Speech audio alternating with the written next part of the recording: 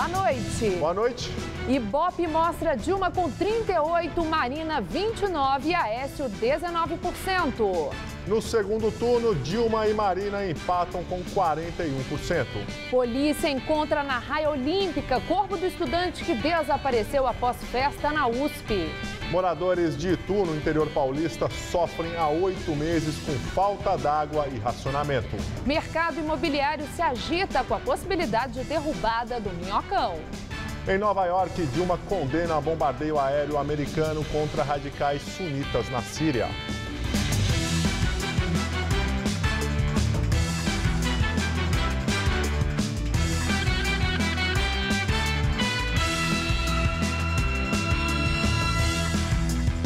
Moradores de Itu, no interior de São Paulo, ainda aguardam a decisão do prefeito Antônio Tuizzi, do PSD, que deve decretar estado de calamidade pública no município por causa da falta d'água. Ontem, um protesto terminou em confronto na frente da Câmara Municipal. Os principais reservatórios que abastecem a cidade estão praticamente secos. E na semana passada, o racionamento foi ampliado. Em Itu, o serviço de distribuição de água é autônomo e de responsabilidade da concessionária Águas de Itu, não da Sabesp. A fachada da Câmara Municipal de Itu amanheceu com vidros quebrados, muito lixo e ovos escorridos pela parede. Do lado de dentro, no plenário, além de cacos de vidro, tomates e pedras que foram jogados durante o protesto de ontem. Cerca de 2.000 pessoas bloquearam ruas do centro da cidade, que fica a 100 quilômetros da capital, para reclamar a falta d'água. Com a pressão popular, a tropa de choque da Polícia Militar foi acionada. Houve tumulto e até bomba de efeito moral. A iniciativa da manifestação partiu desta advogada, que divulgou o protesto em redes sociais. Segundo ela, ações de vândalos foram exceção.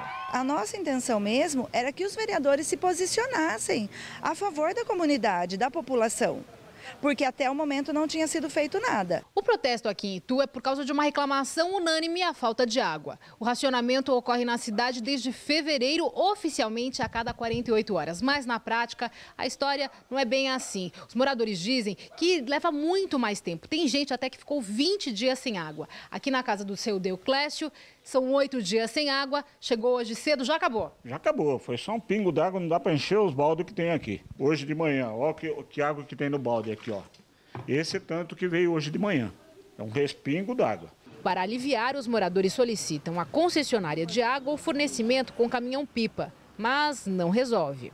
É uma briga porque eles não colocam água em todas as casas, ficam de voltar e não voltam. Sandro está há 20 dias sem receber água. Mora no topo desta rua. O problema é a pressão de água que chega é tão fraca que só as casas mais abaixo na rua recebem. Dos R$ 35,00 que costuma pagar pela conta de água, diz que já desembolsou mais de 500 no último mês com um fornecedor particular, que também não está dando conta agora. A gente está tendo que correr atrás de outros fornecedores, mas está todo mundo sobrecarregado, porque o problema é geral, a cidade inteira tem o mesmo problema. O presidente da Câmara dos Vereadores de Itu reconhece que está difícil de achar uma solução imediata. A cidade necessita diariamente, segundo nos passaram na prefeitura, de 20 a 30 milhões de litros ao dia. E ele está comprando 4 milhões de litros ao dia, emergencialmente. E 4 milhões é 1/6 do que a cidade necessita. O líder do governo na casa, Marquinhos da Funerária, não quis conversar com a reportagem. Já o vereador da oposição, o Giva, do PROS, diz que o ofício do protesto recebido pelo prefeito não vai resolver nada. O documento pede que a cidade decrete estado de calamidade pública. Esse ofício é um mero papel que o prefeito não tem obrigação legítima, legal nenhuma de fazer algo. Ele simplesmente pode rasgar o papel porque a Câmara está oficiando ele, ou seja, está noticiando do que aconteceu.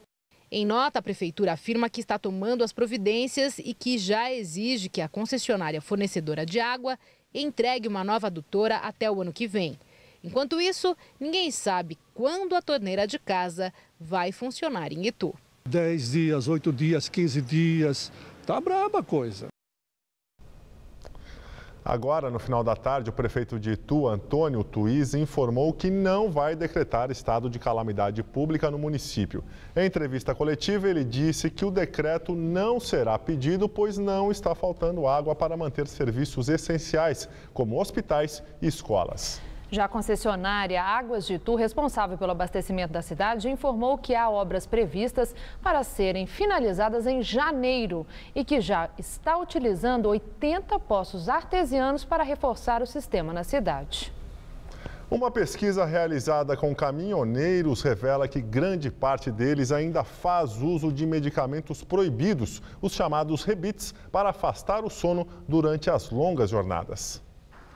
A pesquisa foi feita entre janeiro do ano passado e agosto deste ano pela concessionária que administra as rodovias Fernão Dias e a Regis Bittencourt. 3.400 caminhoneiros foram ouvidos. O resultado mostrou 2 pontos importantes. A maioria faz longas jornadas de trabalho e grande parte tem problemas de saúde. Mais de 1/3 sofre de obesidade e 4 em cada 10 apresentavam sobrepeso. A hipertensão atinge mais de 15% e o colesterol alto, 28%. Os caminhoneiros informaram ainda que ficam fora de casa em média 20 dias por mês e enfrentam uma jornada de trabalho de mais de 18 horas por dia. Um outro dado preocupante revelado pela pesquisa é o uso do chamado rebite, que ainda faz parte da rotina dos caminhoneiros. 13% informaram que usam algum tipo de droga ou estimulante para tentar afastar o sono. 3,5% são anfetaminas, quase 3% cocaína e aí 1% e pouco das outras drogas, maconha, etc. E altera o organismo deles como um todo, né? Taquicardia, a frequência cardíaca alta, né? E também a alteração da própria visão.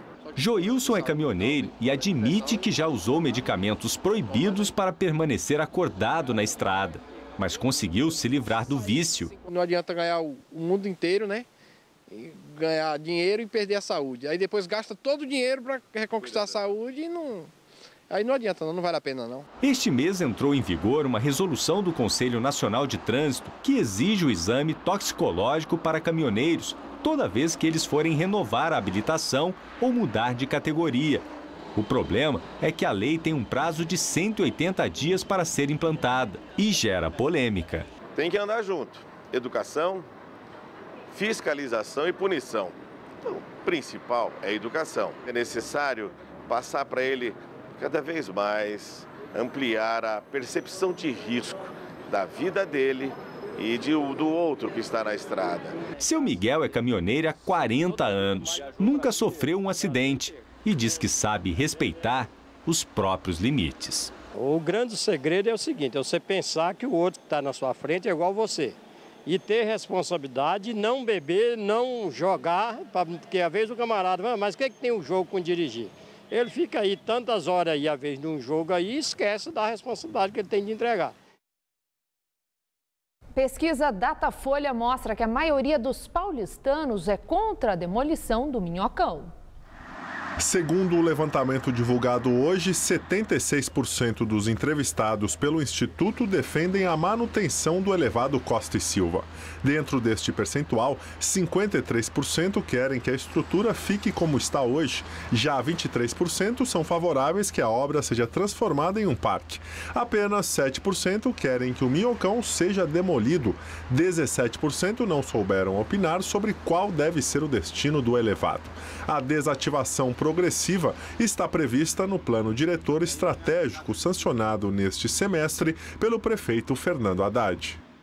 A pesquisa Datafolha ouviu 1.129 pessoas maiores de 16 anos entre os 16 e 17 de setembro. A margem de erro é de 3 pontos percentuais para mais ou para menos. Mas muitas pessoas que moram ou trabalham próximo ao Minhocão defendem a derrubada do elevado. Nossa equipe foi à região e mostra que o mercado imobiliário já está de olho nessa possibilidade prevista no plano diretor. Josué é dono há 3 anos de um salão de cabeleireiros na Avenida General Olímpio da Silveira, Zona Oeste, onde fica parte do Minhocão. É um barulho infernal. É um barulho, só não me atinge muito porque o meu quarto fica do lado de fundo. Se for demolido o meu cão, aqui vira um cartão postal. Com Albert não foi diferente. Ele é de Minas Gerais e veio para São Paulo há 5 anos, depois de passar em um concurso público. Defende o fim do uso do minhocão para veículos.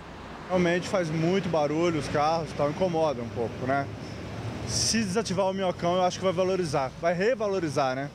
O novo plano diretor, sancionado pelo prefeito Fernando Haddad no fim de julho, prevê que veículos não passem mais pelo minhocão, mas não estipula um prazo para que isso aconteça. Determina ainda que uma nova lei específica seja criada para determinar a desativação gradual do elevado Costa e Silva.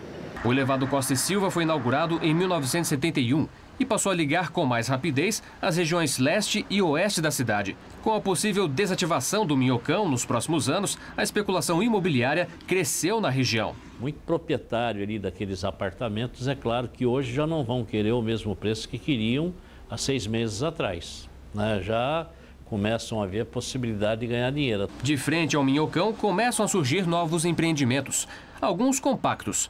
Neste, serão 325 unidades de apenas 33 metros quadrados cada uma. Uma região ela já tem uma valorização inerente, né? Você tem serviço de infraestrutura completa de lazer, serviços, transporte. O meu primeiro andar aqui como se fosse um 4º andar que já ultrapassa a altura do minhocão, né?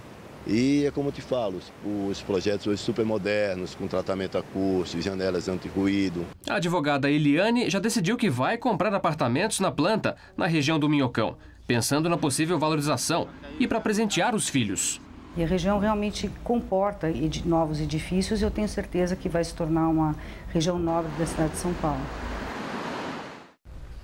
Dilma Rousseff amplia a vantagem sobre Marina no primeiro turno, mas as duas candidatas continuam empatadas em um possível segundo turno. É o que mostra a pesquisa Ibope divulgada agora há pouco. Candidata à reeleição pelo PT, Dilma Rousseff aparece em primeiro, com 38% dos votos. Ela tinha 36% na última pesquisa. Marina Silva, do PSB, tem 29%. Ela também oscilou dentro da margem de erro. Na última pesquisa, aparecia com 30%. Aécio Neves, do PSDB, vem em terceiro. Ele manteve os 19% que já tinha no último levantamento. Na simulação de segundo turno entre Marina e Dilma, as candidatas aparecem empatadas, com 41% cada uma. Já na simulação entre Dilma e Aécio, a candidata do PT seria reeleita, com 46%. O tucano teria 35%. A pesquisa foi registrada no Tribunal Superior Eleitoral. Na disputa, num possível segundo turno entre Marina e Aécio, a candidata do PSB venceria. Marina teria 44%, Aécio 31%. Pastor Everaldo, do PSC, tem 1% dos votos. Os outros candidatos somados têm 2%. Indecisos somam 5%. 7% afirmaram que vão votar branco ou nulo. O Ibope ouviu 3.010 eleitores de 296 municípios entre sábado e segunda. A margem de erro é de 2 pontos percentuais, para mais ou para menos. E pesquisa CNT-MDA divulgada mais cedo mostra resultado semelhante ao do Ibope, com Dilma à frente, mas com empate entre ela e Marina num possível segundo turno. A margem de erro é de 2,2 pontos percentuais para mais ou para menos. Dilma Rousseff, do PT, caiu 2 pontos em relação à pesquisa anterior e aparece com 36% das intenções de voto. Marina Silva, do PSB, caiu 6 pontos e agora tem 27,4%. Aécio Neves, do PSDB, subiu 3 pontos e está com 17,6%. Na simulação de segundo turno entre Dilma e Marina, a candidata do PSB perdeu 4,5 pontos e agora o cenário é de empate técnico. Dilma tem 42% e Marina tem 41%. Se a disputa fosse entre Dilma e Aécio, a presidente seria reeleita por 45,5% a 36,5% dos votos. Já entre Marina e Aécio, Marina venceria por 40,1% contra 32,9% do tucano. Luciana Genro, do PSOL, Pastor Everaldo, do PSC e Eduardo Jorge, do PV, tiveram cada um menos de 1%. Os demais candidatos juntos também somaram menos de 1%.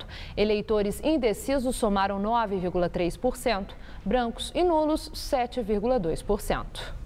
Na abertura da Cúpula do Clima das Nações Unidas, em Nova York, a presidente Dilma Rousseff afirma que o crescimento econômico não é incompatível com a adoção de medidas de preservação do ambiente e pede empenho da comunidade internacional. 120 chefes de Estado e de governo e empresas do setor privado participam da Cúpula do Clima, que antecede a Assembleia Geral da ONU. A reunião é uma prévia da COP21, a Conferência do Clima agendada para 2015 em Paris. O secretário-geral da organização, Ban Ki-moon, pediu que os líderes mundiais estabeleçam um novo rumo ante os perigos do aquecimento global. O ator Leonardo DiCaprio, mensageiro da paz da ONU, afirmou que o aquecimento global não é retórica, é fato. Ele pediu um fim do subsídio e a tomada de medidas ambientais mais duras para indústrias poluentes. Em discurso de 5 minutos, a presidente Dilma Rousseff disse que o novo acordo climático precisa ser universal, ambicioso e legalmente vinculante. Afirmou que o Brasil está sintonizado com os anseios da comunidade global e disse também que os países desenvolvidos têm a maior parcela de responsabilidade na redução do aquecimento global. Historicamente, os países desenvolvidos alcançaram o nível de bem-estar de suas sociedades graças a um modelo de desenvolvimento baseado em altas taxas de emissões de gases danosos ao clima, ceifando florestas e utilizando práticas nocivas ao meio ambiente. Nós não queríamos repetir esse modelo, mas não renunciaremos ao imperativo de reduzir as desigualdades e elevar o padrão de vida da nossa gente. Nós, países em desenvolvimento, temos igual direito ao bem-estar.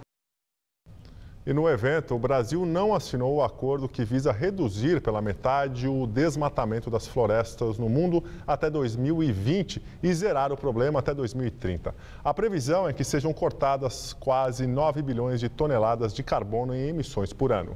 A ministra do Meio Ambiente, Isabela Teixeira, disse que o governo brasileiro não foi convidado a se engajar no processo de preparação por temer que o documento colidisse com leis nacionais. China e Índia, que estão entre os maiores desmatadores do planeta, também não assinaram o acordo. A meta do superávit primário deste ano, fixada em 99 bilhões de reais para o setor público, somente será cumprida com um saque do governo de 3 bilhões e meio de reais do Fundo Soberano. O superávit primário representa as reservas usadas para o pagamento dos juros da dívida pública. Além do saque, o governo espera receber 1 bilhão e meio de reais a mais em dividendos de empresas estatais. Assim como no ano passado, o governo busca formas de obter receita para cumprir a meta fiscal. Em 2013, a estratégia foi a reabertura do Refis, o programa de parcelamento de dívidas de empresas com o governo, além do recebimento de valores de concessões. No Paraná, a candidata do PSB, Marina Silva, criticou a manobra do governo para cumprir a meta fiscal. Marina falou em Curitiba, onde se encontrou com militantes. Segundo a candidata, o uso do Fundo Soberano compromete a estabilidade econômica do país. O uso dos recursos do Fundo Soberano para socorrer as contas públicas do governo é uma demonstração clara de que, de fato, esse governo está comprometendo o desenvolvimento econômico do nosso país. Marina voltou a defender a independência do Banco Central. A autonomia do Banco Central é para proteger o salário de quem vive de um salário e que vê a inflação ameaçando correr o seu salário. É para proteger o cidadão da falta de credibilidade que diminuiu os investimentos e faz com que a indústria esteja sendo reduzida a pó. Aécio Neves, candidato do PSDB na disputa presidencial, também criticou o governo sobre a área fiscal. O candidato tucano esteve em Niterói, na região metropolitana do Rio. Ele chegou em uma das barcas que fazem o transporte regular entre as duas cidades. Segundo Aécio, o governo Dilma afastou a iniciativa privada. O Brasil parou de crescer e a responsabilidade não é, como quer dizer a presidente da República, única e exclusivamente de crise internacional. No momento em que esse governo demoniza por 10 anos as parcerias com o setor privado, essas que eu quero resgatar, ela obviamente afasta investimentos que poderiam estar permitindo um crescimento muito maior da nossa economia. Aécio também voltou a falar que sua candidatura é a única capaz de vencer Dilma Rousseff num eventual segundo turno. Quem tem chance de ganhar do PT somos nós. E vamos ganhar, pelo bem de todos os brasileiros. E agora vamos ao comentário de política com José Neumann e Pinto. Pois é, Aécio e Marina ficaram aqui no Brasil. Dilma foi para Nova York, mas não se perdeu da campanha, nem perdeu o contato com eles. Foi na casa da Marina, que é clima, meio ambiente, para continuar a destruição da imagem dela, né? Falou mal dela na entrevista coletiva. Pode-se reclamar que a presidente está no exterior, vai discursar amanhã na ONU, fazendo campanha. Faz parte, tem que se aceitar isso. Os tucanos, por exemplo, não podem reclamar. Quem inventou a reeleição foi o Fernando Henrique, o único tucano que foi presidente da República. E inventou do nada. O Brasil nunca teve nenhuma tradição em reeleição. Agora, a opção é a seguinte: ou continua com a reeleição, ou acaba com a reeleição. Os três candidatos favoritos fazem um pacto, acabam com a reeleição. Agora, pelo amor de Deus, fazem um pacto também para não continuar mudando. É preciso termos um mínimo de estabilidade institucional. Agora, se continua a reeleição, não tem sentido ficar reclamando que a presidente está fazendo campanha na ONU, no Congresso do Clima, etc. Ela continua presidente da República e é autorizada por lei a fazer isso. Veja bem, o presidente do Tribunal Superior Eleitoral reclamou porque a presidente estava usando o Palácio do Planalto para gravar suas entrevistas para o programa das televisões aí durante a campanha. É uma bobagem, é uma coisa sem menor importância. Ele devia, o Dias Toffoli, que foi tão submisso ao governo federal no processo do mensalão no Supremo, cuidar mais das, digamos, inverdades que Dilma tem contado na campanha, principalmente a respeito de Marina. Não ficar atrás desse tipo de coisa. O Palácio não tem a menor importância. O Palácio é um símbolo do poder que nós demos a Dilma. Dilma foi eleita pela maioria do eleitorado brasileiro e, dentro da ordem constitucional vigente, ela tem o direito de disputar a reeleição, direito que lhe foi dado pelos adversários tucanos.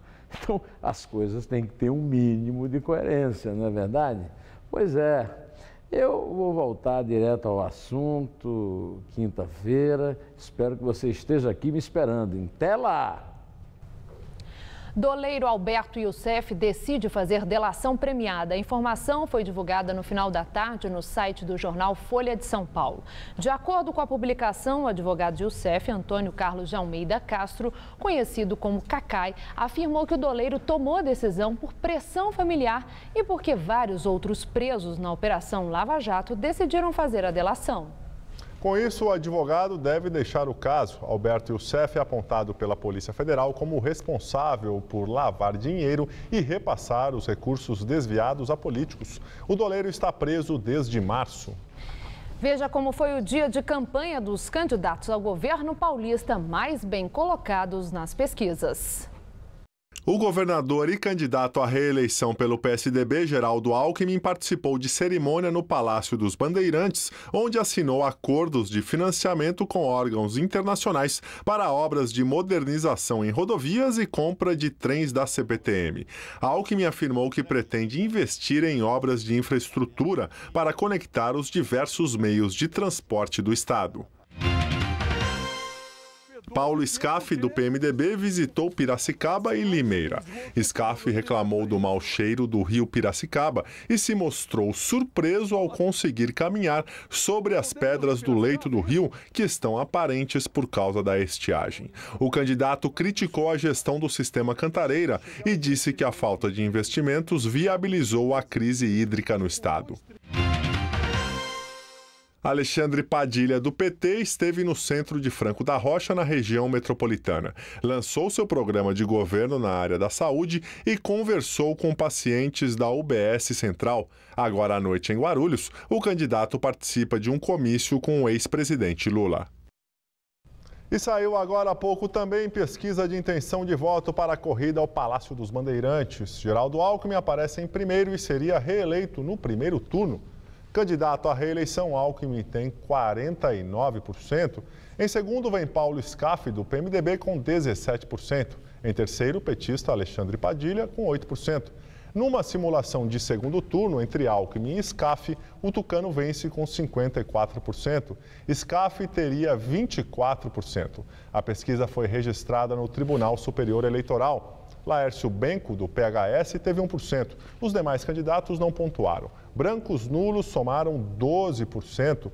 Não sabem em quem votar, 11%. A margem de erro é de 2 pontos percentuais para mais ou para menos. Corpo de estudante que desapareceu no último sábado durante festa no velódromo da USP é encontrado na raia olímpica da universidade. O corpo foi levado ao IML, onde passa por necrópsia, que deve determinar a causa da morte. Os exames devem sair em 30 dias. Vitor Hugo Santos, de 20 anos, estava sumido desde a madrugada do sábado, quando deixou a companhia de amigos durante uma festa no campus, dizendo que iria buscar uma cerveja. O corpo de Vitor foi encontrado esta manhã boiando na raia olímpica da USP, bem perto do local da festa. Numa análise preliminar, a polícia não encontrou sinais de afogamento e nem lesão grave. Ele tem um pequeno hematoma no olho direito, no olho direito e uma escoriação no lábio. Porém, essas lesões são superficiais, que não seria causa de morte nenhuma. Durante uma varredura no local da festa, os peritos encontraram no acesso às escadarias do velódromo marcas de sangue. Um exame de DNA vai comparar amostras recolhidas com o material genético dos pais de Vitor, para saber se o sangue era dele. A festa ocorreu ali na arena, né? No velódromo tem aquela estrutura de arquibancada, de concreto e a arena. Esse acesso à arquibancada estaria fechado no momento da festa. Porém, o sangue foi justamente encontrado em uma escada que levava às arquibancadas. A polícia aguarda o laudo do IML com a causa da morte e o resultado dos exames que vão dizer se Vitor usou drogas ou se foi agredido. A polícia pretende ouvir todos os seguranças que atuaram na festa e aguarda uma lista com 140 nomes requisitada à empresa de segurança, que, segundo a Polícia Federal, não tinha autorização para atuar nessa área. De acordo com a família de Vitor, testemunhas relataram ter visto uma pessoa parecida com o estudante sendo abordada por seguranças. Não está descartado, em razão dessa lesão aparente, não é uma lesão grave, que não tenha tido um entreveiro qualquer lá com seguranças. A gente não está afastando essa possibilidade. O que causa estranheza também a todos nós, as informações, ainda para nós oficiosas e não oficiais, de que aquele local é um local cercado, tem segurança, então para adentrar ali tem que ter chave. Como é que esse corpo foi parar lá dentro? Estados Unidos, apoiados por 5 países árabes, lançam ataques aéreos contra o Estado Islâmico na Síria. Pelo menos 120 jihadistas morreram. Aviões de guerra, drones e 47 mísseis foram disparados de navios americanos, desde o Golfo e o Mar Vermelho.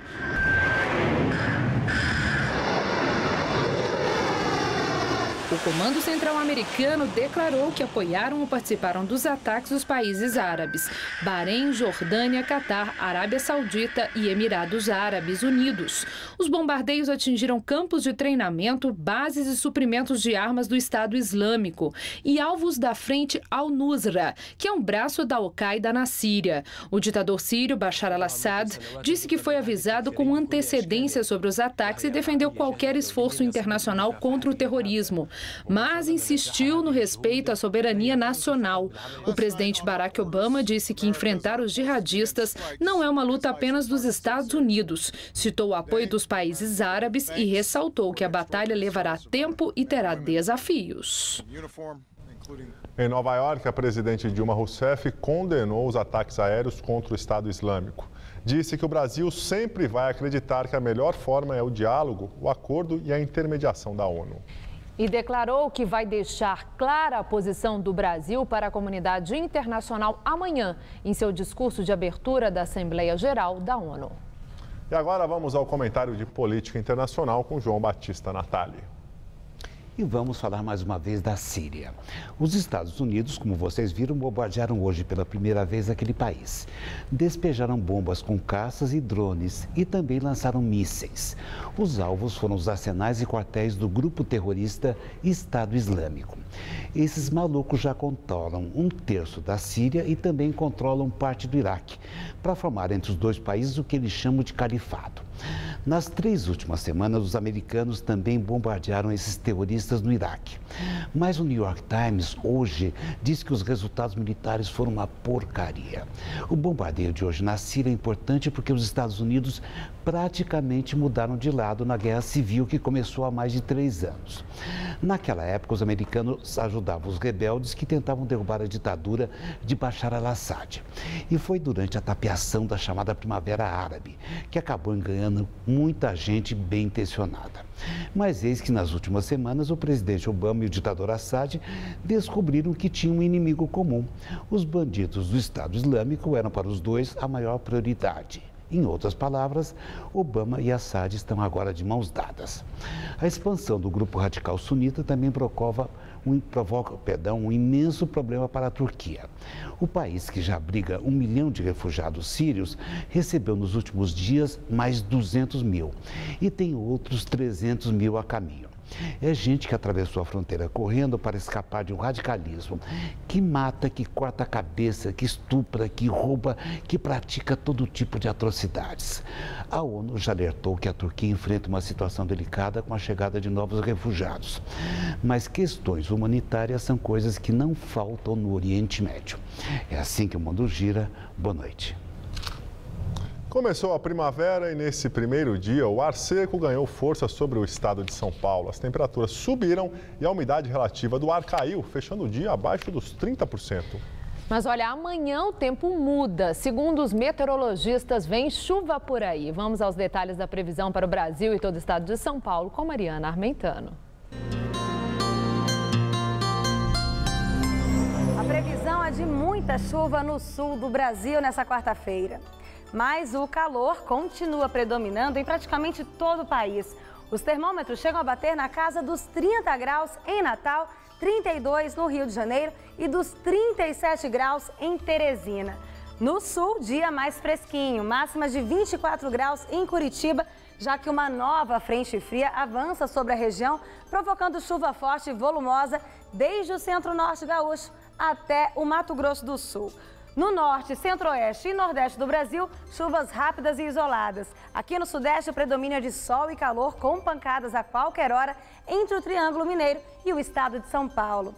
Por aqui, a aproximação da frente fria, que está no sul do Brasil, volta a formar nuvens carregadas sobre quase todo o estado. No oeste e nas regiões que fazem divisa com o Paraná, o sol mal aparece e chove a qualquer hora. Nas demais áreas, as nuvens aumentam ao longo do dia e chove a partir da tarde. E podemos ter temporais por causa do calor. Em Votuporanga, a máxima chega aos 35 graus. Na cidade de Ribeirão Preto, calorão de 36. E no litoral paulista, os termômetros chegam à marca dos 33 graus amanhã. Na região metropolitana, o sol aparece pela manhã, mas é bom manter o guarda-chuva por perto, porque a partir da tarde aumentam as condições de chuva. Nessa quarta-feira, mínima de 16 e máxima tarde de 29 graus. Na quinta, máxima de 26, com pancadas de chuva a qualquer hora do dia. E quase nada muda na sexta-feira, com mais chuva e máxima prevista de 26 graus. Eu volto daqui a pouco no Jornal da Gazeta, edição das 10. Até lá. E agora as notícias do esporte com Estela Gontijo e Celso Cardoso. A bola volta a rolar amanhã pelo Campeonato Brasileiro. Corinthians e São Paulo seguem sonhando com o título, né, Celso Cardoso? Pois é, Estela, entre os paulistas são os times que ainda mantêm chance de brigar com o Cruzeiro pela Taça de Campeão. O São Paulo, apesar da derrota para o Corinthians no final de semana, segue 7 pontos atrás do líder e aumenta a expectativa de diminuir a diferença já amanhã, quando recebe o Flamengo no Morumbi. Olha aí, Anitta, a boa notícia nessa tarde aqui no CT do São Paulo, o capitão Rogério Ceni voltando aos treinamentos. aparentemente melhor da tendinite no joelho, talvez não esteja 100%, mas além de cobrar pênaltis, ele disputou o rachão, o recreativo e também participou do treinamento tático que foi fechado à imprensa no início da atividade dessa tarde aqui no CT do São Paulo. São Paulo que enfrenta amanhã às 10 da noite o Flamengo no Morumbi em busca da reabilitação no Brasileirão 2014. Vem de 2 derrotas de virada, 2 derrotas consecutivas fora de casa contra Coritiba e Corinthians. Para essa partida de amanhã, Rogério ainda é dúvida. É um bom sinal, está no campo treinando, talvez vá para o jogo, mas é melhor esperar um pouquinho. O Denis fica de sobreaviso. Na lateral direita, Auro, que renovou o contrato, prorrogou o vínculo com o São Paulo até 2019, recém-subido da base, vem se firmando na equipe profissional do Tricolor. No lugar do Rafael Tolói, entrega ao departamento médico com estiramento muscular de 3 a 4 semanas fora de combate. Deve jogar o Antônio Carlos, junto com Edson Silva e Michel Bastos na lateral esquerda, uma vez que o Álvaro Pereira foi expulso diante do Corinthians e cumpre a suspensão automática. Meio de campo com Denilson, Souza, Kaká e Ganso, na frente Kardec e Alexandre Pato, muito provavelmente Luiz Fabiano figurando entre os reservas no banco. Essa é a tendência. Do lado corintiano, a diferença para o Cruzeiro é um pouco maior, né, Celso? É de 9 pontos para o Cruzeiro, que enfrenta amanhã o Curitiba fora de casa. O Corinthians também joga longe de seus domínios em Santa Catarina, enfrenta o Figueirense. E a briga vai ficando aí mais acirrada pelo título, mas o Cruzeiro já está bem na frente, você acha que tem mais vantagem, Celso? Mas a gente tem que avaliar de 2 pontos de vista. Do ponto de vista lógico, o Cruzeiro tem 7 pontos, tem talvez o melhor elenco do Campeonato Brasileiro, é o que está jogando o melhor futebol, então é o favorito. Agora, do ponto de vista da matemática, Corinthians e São Paulo podem sonhar, sim. Vamos imaginar que o Cruzeiro, de repente, tropece diante do Curitiba. É difícil, mas não é impossível. São Paulo faça parte dele em casa contra o Flamengo. O Corinthians vença o Figueirense. Essa diferença já volta para 4 e para 7 e para 6 pontos. Quer dizer, faltando ainda 14 rodadas para terminar o campeonato. Então, claro que dá para sonhar. O quadro não é favorável, mas sonhar não paga nada, né? Com certeza. Muito obrigada, Celso. Até amanhã. Boa noite. E é com você, Gabriel. Em São Luís, no Maranhão, motoristas e cobradores de ônibus entram em greve por tempo indeterminado. Os trabalhadores estão com medo de novos atentados aos ônibus da cidade. Durante o fim de semana, 17 veículos entre ônibus e carros particulares foram destruídos. A polícia suspeita que os ataques sejam comandados de dentro do complexo penitenciário de Pedrinhas, como forma de represália às medidas de contenção de rebeliões. 17 pessoas foram presas durante a onda de violência. A seguir, sobe o número de processos à espera de julgamento nos tribunais brasileiros. E o setor de lavanderias cresce em São Paulo. Em 5 anos, já são 5.000 estabelecimentos. O Ibope também fez pesquisa para a corrida ao Senado por São Paulo. José Serra, do PSDB, aparece em primeiro com 34% das intenções de voto. Em segundo, vem o petista Eduardo Suplicy com 25%. Gilberto Kassab, do PSD, aparece em terceiro com 5%. A pesquisa foi registrada no Tribunal Superior Eleitoral. Ana Luísa, do PSTU, tem 2%, Marlene Campos Machado, do PTB, e Cacavera, do PV, tem 1% cada um. A margem de erro é de 2 pontos percentuais para mais ou para menos. Vamos agora à entrevista do dia com Maria Lídia Flandoli. De olho no segundo turno, candidatos dão uma guinada nas estratégias de campanha e sobem o tom.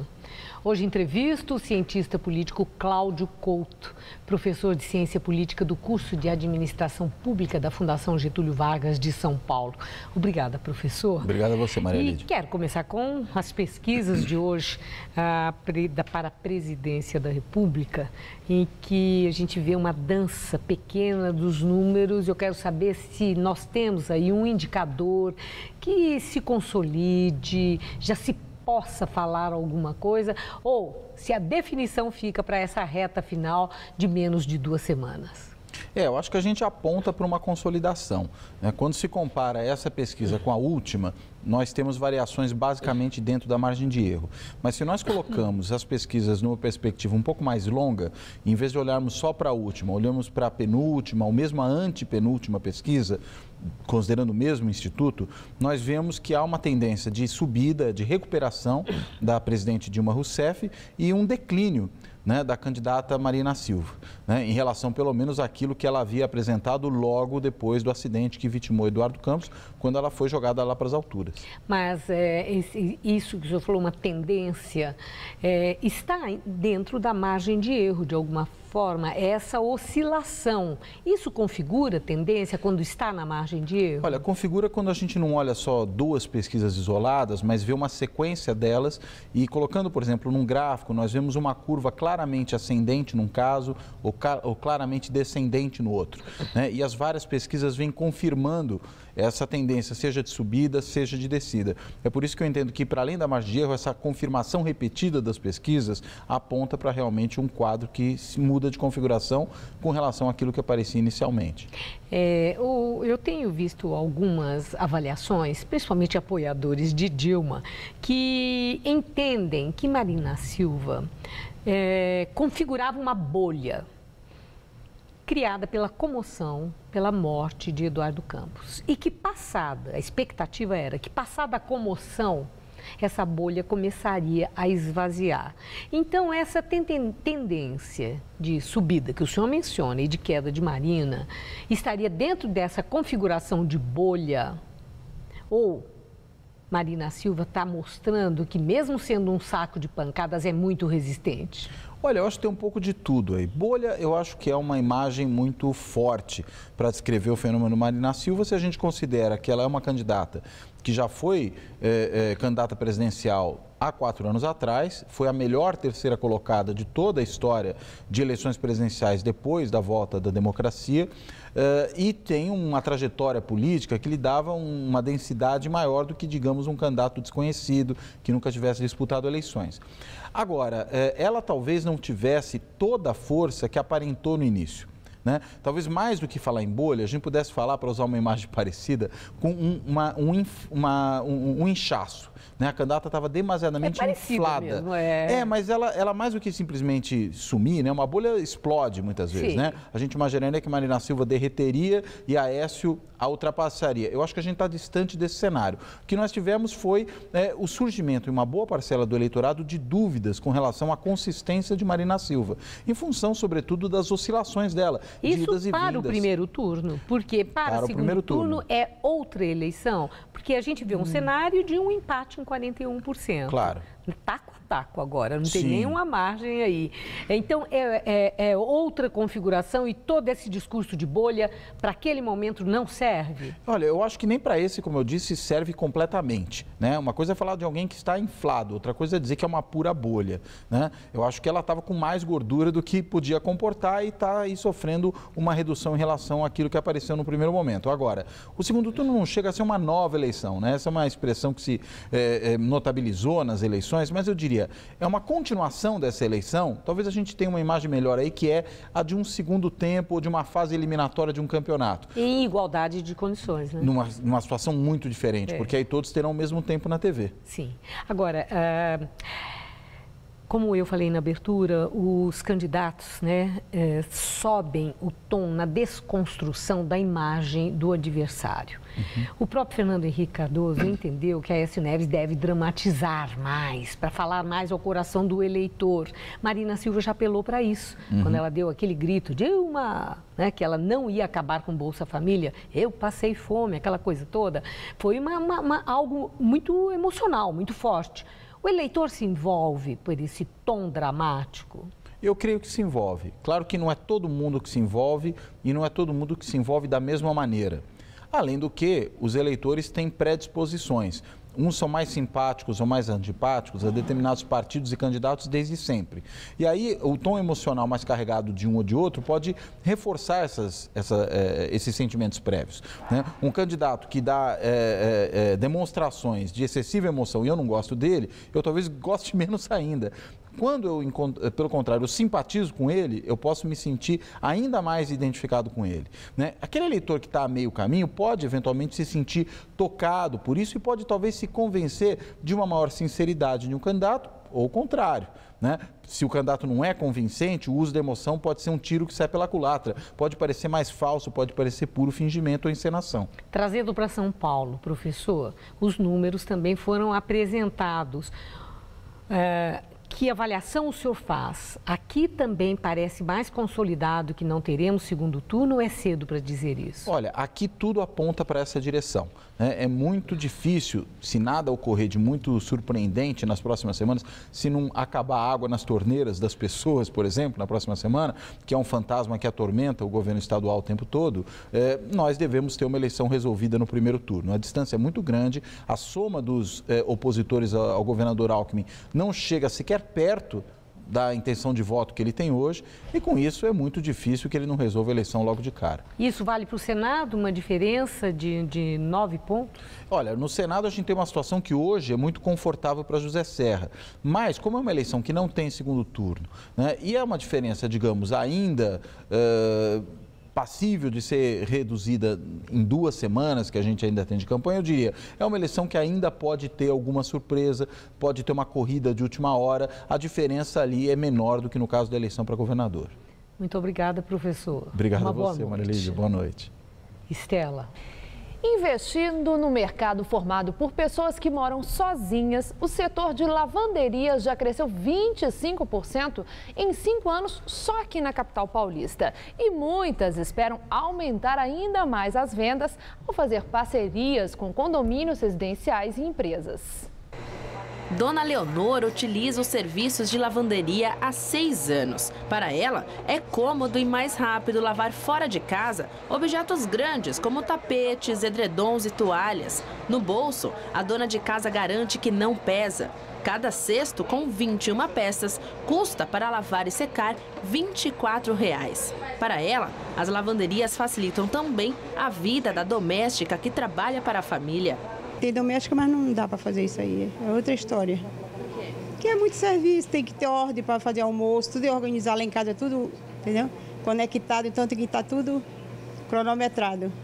Esse era o perfil de público quando esta lavanderia express iniciou os trabalhos há 18 anos. Hoje, os mais de 1 milhão de pessoas que moram sozinhas na Grande São Paulo se transformaram no público-alvo do setor. Antigamente era só a classe alta que usava lavanderia, só para roupa de festa, terno, essas coisas todas. Hoje já não. Hoje já se usa a roupa do dia a dia, a pessoa que trabalha não tem mais tempo para fazer isso. É um serviço que está sendo bem aceito, né? Ele vem crescendo, o brasileiro não estava acostumado e agora vem procurando alternativas para fazer isso. No Brasil, há cerca de 8.500 lavanderias que empregam ao menos 50 mil pessoas. Desde 2009, o número de lavanderias aqui na cidade de São Paulo cresceu 25%. Ao todo, no estado, são mais de 5 mil empresas e dessas, 70% localizadas somente aqui na capital. E a expectativa é que novas parcerias contribuam para o crescimento do setor. Nesta outra, a aposta é instalar armários dentro de condomínios residenciais e empresas. Aqui, os funcionários deixam os uniformes e informam a retirada das roupas via aplicativo, mensagem de texto ou e-mail.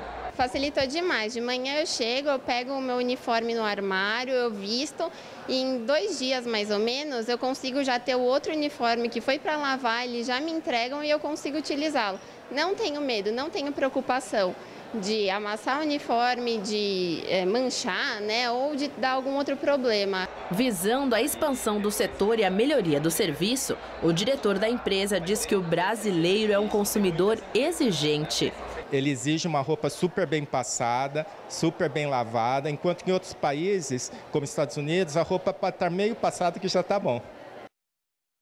Número de processos pendentes de solução definitiva nos tribunais brasileiros tem crescido em média 3,4% por ano desde 2009, segundo o CNJ, o Conselho Nacional de Justiça. O estudo revelou também que de cada 100 processos que tramitaram na Justiça no ano passado, apenas 29 foram de fato resolvidos. Portanto, a chamada taxa de congestionamento subiu de 70% em 2012 para 71% em 2013. Ao todo, há 95.140.000 processos em tramitação no país. Homens que cumprem pena em liberdade por terem agredido suas mulheres estão sendo intimados a participar de um curso em Taboão da Serra, na Grande São Paulo, que pode reduzir as penas. Nos encontros, eles aprendem a combater a violência. A maioria prefere não mostrar o rosto. São homens autores de violência contra a mulher que, a partir de agora, passam a ter uma nova chance para compreender o que fizeram e reduzir suas penas. Para poder só assim construir uma sociedade justa, equilibrada e reforçando sempre os valores da família. O curso é realizado em Taboão da Serra, na Grande São Paulo, onde os índices de violência contra a mulher estão sempre altos. São mais de 3.000 casos na justiça este ano. E a população ciente dos seus direitos e ciente da proteção que a Lei Maria da Penha estabeleceu à mulher, ela tem procurado mais. Então, não necessariamente é só que há uma maior incidência desses casos, mas sim que a população tem denunciado mais. Segundo a Secretaria de Segurança Pública, no estado de São Paulo, só no mês de julho deste ano, foram 4.090 casos de lesão corporal dolosa, quando há intenção do agressor. Na comparação com julho do ano passado, houve pequena redução. Na época, foram 4.436 ocorrências. A consequência principal desse curso é a não reincidência em atos de violência. E como fazer isso? Com uma conscientização de homens que nunca tiveram, como eu vi hoje, contatos com psicóloga, nunca tiveram a chance de saber por que da existência de uma lei para proteger as mulheres, para que eles se conscientizem e sejam responsáveis aí pelos seus próximos atos da vida. Quase 30 homens participaram deste primeiro curso. Foram selecionados por terem características parecidas. O perfil é de quem tem condições de se recuperar. Participar de grupos de reeducação é uma recomendação que costuma ser feita pelo Tribunal de Justiça da capital. Pela primeira vez, o Ministério Público toma a mesma medida. Semana que vem, todos terão que voltar para um novo encontro. O primeiro dia de reunião serviu para que José tomasse consciência daquilo que fez, depois de uma discussão com a esposa. Estou aqui para o projeto e para ver minha família e principalmente a mim, sabe? Ver no que eu errei, no que eu posso redimir, sabe? Com minha esposa, você entendeu? Então, eu acho que faz parte de cada ser humano.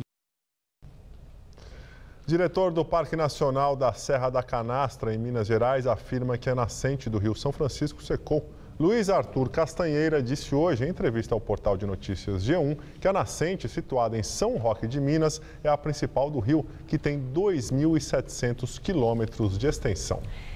E o Jornal da Gazeta fica por aqui. A edição de hoje pode ser vista daqui a pouco no site tvgazeta.com.br/Jornal da Gazeta. Mais notícias no Jornal da Gazeta, edição das 10, que em função do horário político começa às 10h50. Uma ótima noite para você. E nós voltaremos amanhã às 19 horas. Uma excelente noite para você e até lá.